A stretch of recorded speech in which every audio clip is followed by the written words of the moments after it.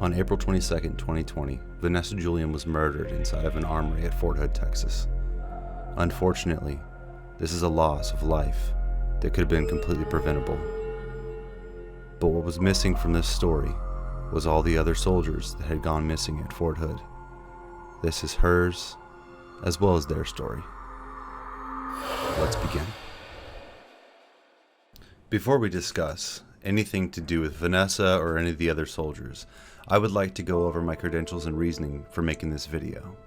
Number 1, I was a soldier at Fort Hood stationed there. 2, my house was right outside of Club Hood, which puts it just yards from where Vanessa was murdered. 3, a soldier you'll hear about soon was in my unit and also went missing, and it was handled atrociously by everybody involved. And 4, because I care about human life, and I also really hope to catch these people before they commit murder.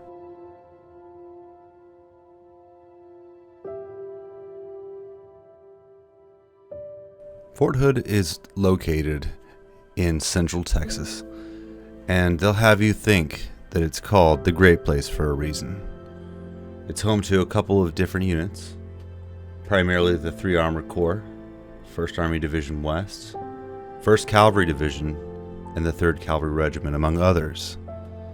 The reason why it's called the Great Place, according to what I've seen and heard, is because a general that was in charge of 3 Corps back in the day had a wife who saw an old picture of a sign outside of a gate at Fort Hood that said, "Welcome to Fort Hood, the Great Place."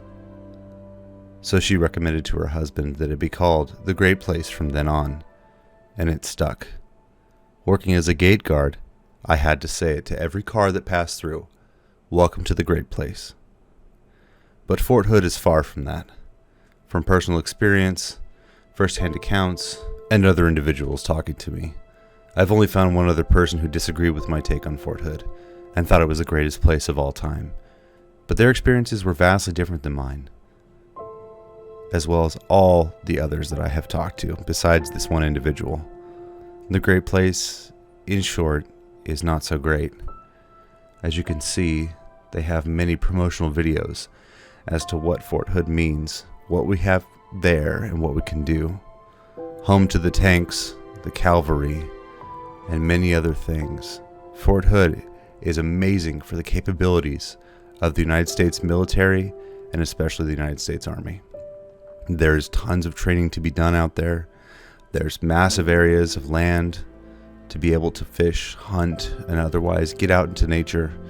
There are plenty of places around, being close to Austin and Waco. And if anything else, you can always go to Buc-ee's, one of my favorite places to be. But behind the curtains, below the veil, Fort Hood has some nasty secrets it's hiding. And it's not just me and my time there. Luckily, I was only there for 2 years. It's been ongoing for much, much longer than that. It's difficult to say just how many things have happened at Fort Hood that we won't really ever know about. However, the ones we do know about are about to be discussed. Having been a member of the United States military for 12 years now, throughout 2 branches, I understand the military's policies on sexual assault and sexual harassment. It's a zero tolerance policy across the board. Being an MP in the Marine Corps as well brought me in contact with a lot of different situations that involve sexual harassment and sexual assault. A lot of them were alleged because I wasn't the one to prosecute said individuals, but most of them that I showed up to and processed myself, I believe the victim. Now, that's not to say that there aren't false statements out there, but that's not the point of today's story.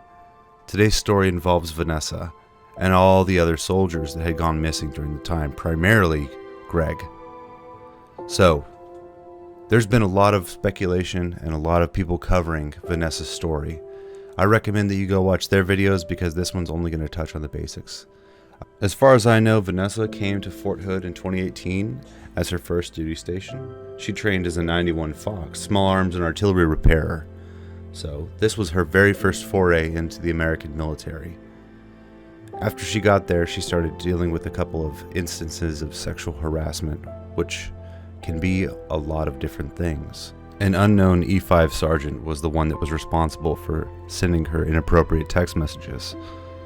But the real culprit of this situation is Aaron David Robinson, who joined the Army just a year before her and trained as a 12 Bravo, which is a combat engineer in her unit. Along with his girlfriend, they not only decided to kill, but dismember her, put her inside of a small container known as a tough box, roll her out to a vehicle, and take her to her final resting place, as far as they were concerned.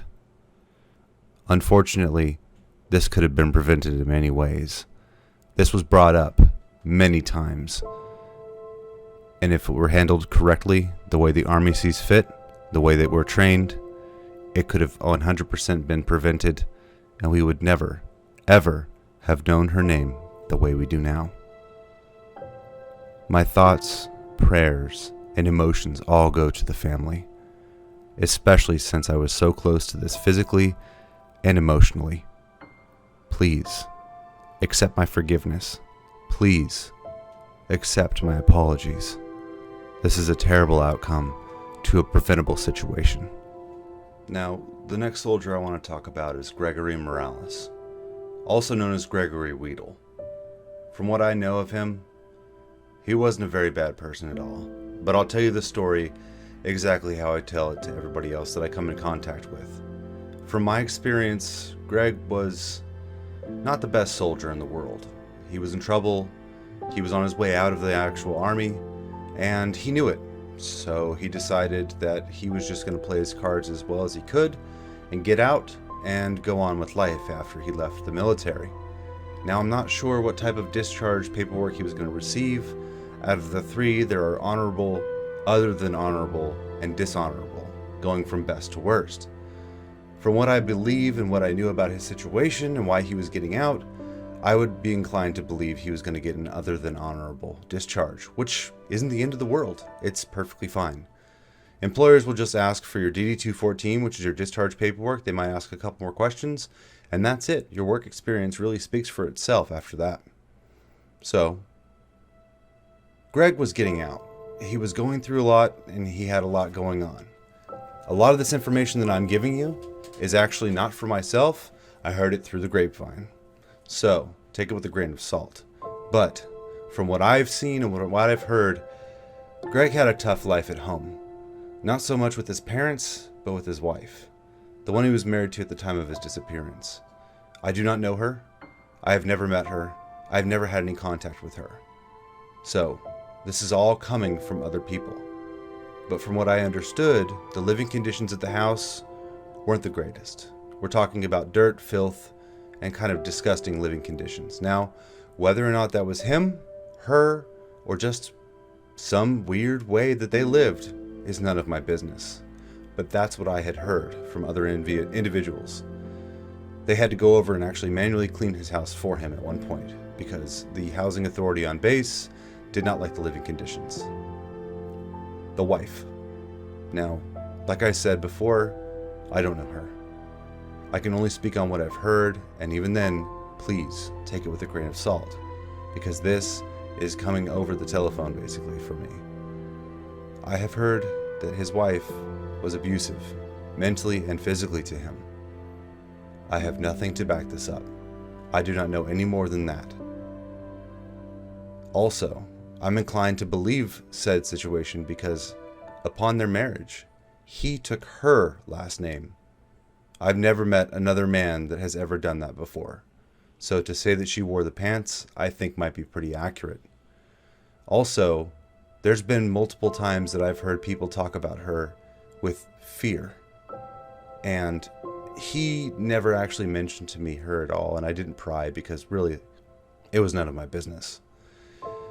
So, when Greg went missing, I'm a firm believer that I saw him within days of him going missing. Within days of him dying. My last interaction that I remember with him was I was on barracks duty. Standing at the desk, he came downstairs. In the Army, when you get punished, they can put you on what's called extra duty, which means you do menial tasks for hours at the end of the day in order to punish you for doing whatever it is that you had done.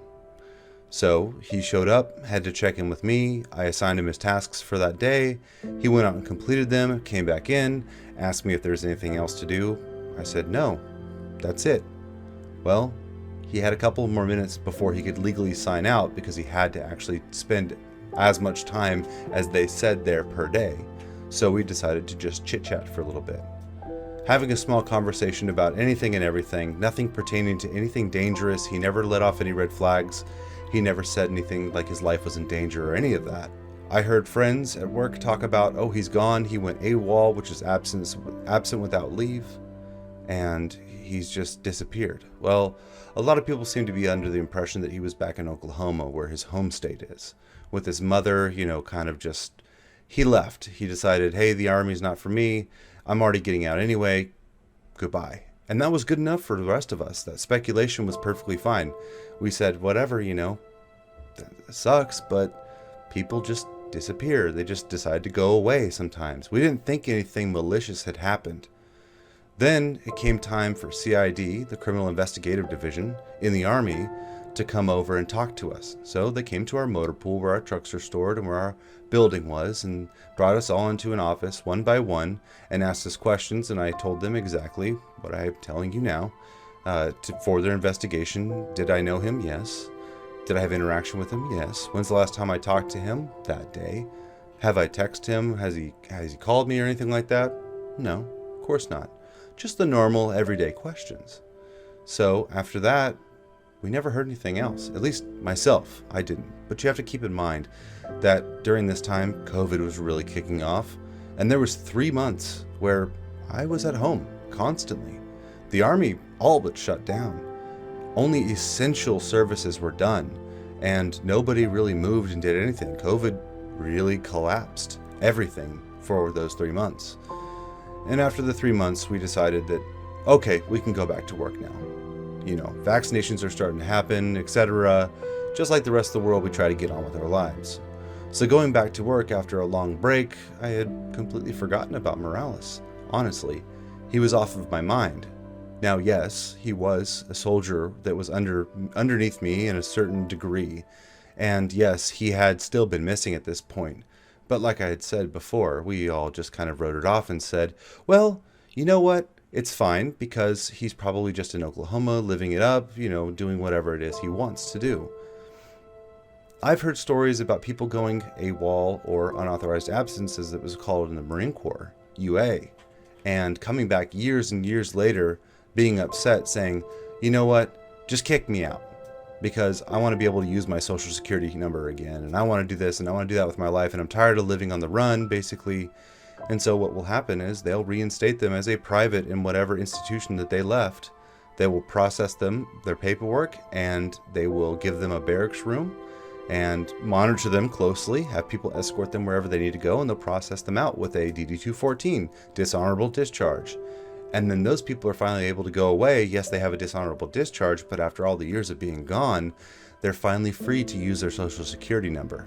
Because if they would have used it before, the Army would have tracked them down. There's a BOLO that goes out, be on the lookout for anybody who goes UA, and it's splattered all over every Interpol record and every police officer's database and stuff. So if you get pulled over while being AWOL, or if you get in any altercation and they know who you are, or they find your driver's license or any way to identify you, they'll know immediately that you are absent without leave from the Army. So some people like to do it and just get away with it for years. Some people come back. Some people get caught. Somebody I knew in the Marine Corps got caught. He's now living very happily, being a truck driver, and is a great guy. But he didn't make the greatest decisions. Back to Morales. Came back to work after COVID. It had been 10 months by the time anything ever happened. From what I understood, the bounty or the reward money, for lack of a better term, the reward money for information leading to either his arrest, his capture, but getting him back, had gone up a little bit. And as soon as that money went up, a tip came in. I'd known nothing about this until I got to work and was told by my command. My command had us in a formation in the motor pool and told us Greg's body was found. Skeletal remains. It had been 10 months. He was found in Killeen, Texas, which is right outside of base. Somewhere very close. Somewhere that was searched before. My command then proceeded to tell all of us, do not say anything to anybody. Do not talk about this situation. Do not speculate. Do not engage. Do not give any information out. Now, partially, this is true. This is how the Army functions. We don't want people out there just speculating and giving false statements and just talking about random things to the press or to CID or anything like that. That's a criminal offense, giving a false statement. But on the other hand, the command team gave off a vibe to myself and everybody else that they had been working with nothing and doing nothing about Greg's disappearance. So for 10 months, the only thing that had ever happened was whatever CID had done and the local authorities had done. My unit seemed to just wipe their hands of him and move on, from my perspective. Like I said, before this all happened, he was on his way out for disciplinary actions. But that doesn't mean his life meant anything less. What I'd like to tie these into are, at the exact same time, Vanessa went missing. And she overshadowed all of the other ones, which is excellent and not so excellent from my perspective. Excellent in the sense that, well, it's finally getting the media coverage that it deserves. The fact that there's so many individuals from Fort Hood that are going missing or ending up dead or ending up maimed, hurt, killed, everything has been happening. There's been individuals that have drowned at lakes and they just say, oh, whatever. They move on. From my perspective, Fort Hood is a black hole of sorts, where once you get there as a soldier, as a service member, you won't leave until you fight to leave. I myself used my re-enlistment incentive to leave Fort Hood. I couldn't stand being there, and it scared me, honestly, because of all the things that were going on in the general area, my unit being a terrible unit from my perspective, and everything else that was just going on in my life at the time. I needed a change of pace, a change of scenery. So I decided to move on. Now, I was one of the lucky ones.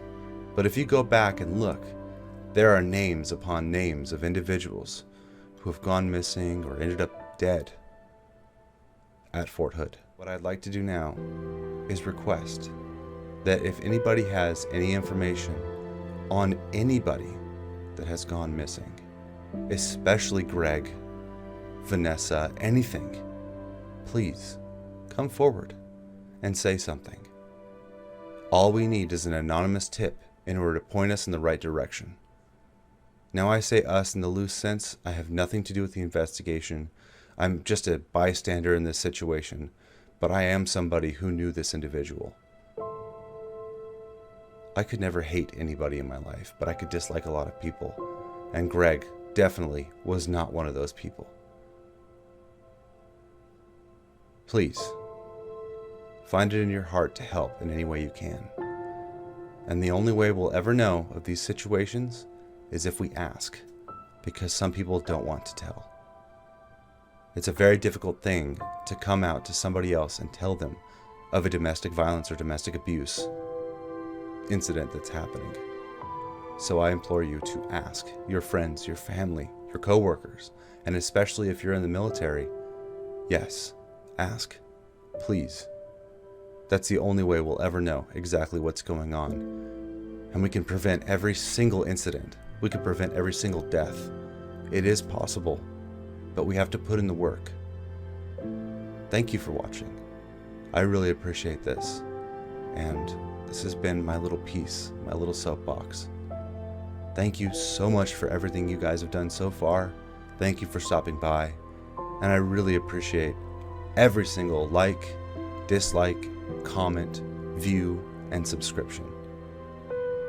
My name is Bogart, and I am very happy to have gotten this message out. Thank you.